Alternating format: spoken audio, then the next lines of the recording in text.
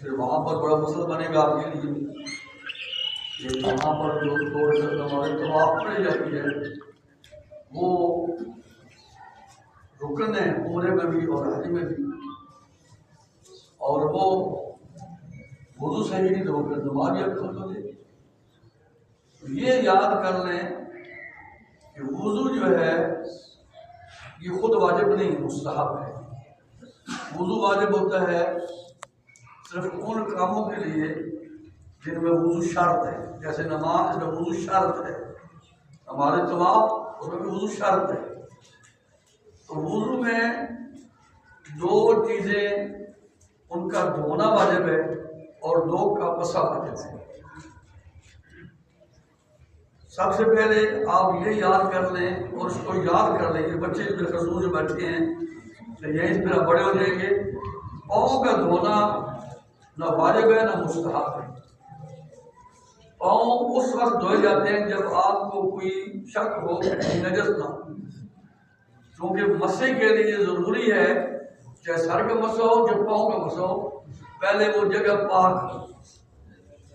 اس لیے ہمارے لوگ جو ہے وہ دیہاتوں میں چونکہ زیادہ رہتے تھے اور وہاں وہ مسئلہ ہوتا تھا کہ وہ پاؤں کے نجس نہ ہو، پاؤں دھوتے تھے۔ اب ہم نے عادت بنا لی ہے کہ پاؤں لازمی دھونے ہم نے، چاہے وہ پاک ہو تب ہی دھونے ہیں۔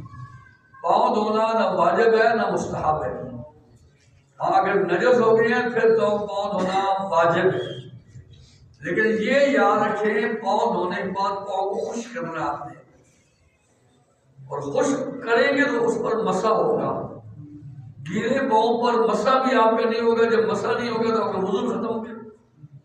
یہ یاد رکھیں، اور اس کا طریقہ کار یہ ہے کہ پاؤں کو آپ یہاں اٹھائیں اور اپنے جو آپ کی یہ چاہے پینٹ پہنی ہے چاہے شلوار پہنی ہے اور پانچے کے ساتھ آپ اس کو خشک کر لیں، یا وضو کے بنانے سے پہلے آپ اپنے پاؤں خشک کر لیں پھر وضو شروع کریں۔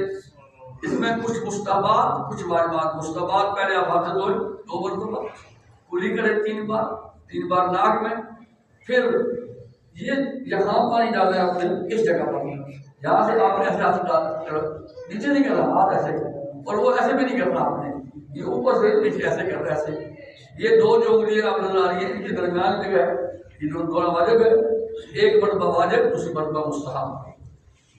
بازو پہ جو ہے یہ آپ نے کھونی ہے، احتیاط کریں تھوڑا سا اوپر دھو لیں، اس کو بھی آپ نے اوپر سے ڈالنا ہے پانی، ایسے نہیں کرنا، ایسے نہیں کرنا، اوپر سے نیچے سے ڈالنا ہے ایسے، اور ایسے ہاتھ پھیریں کہ آپ کوئی جگہ بھی خشک نہ رہے، ایک مرتبہ واجب دوسری مرتبہ مستحب۔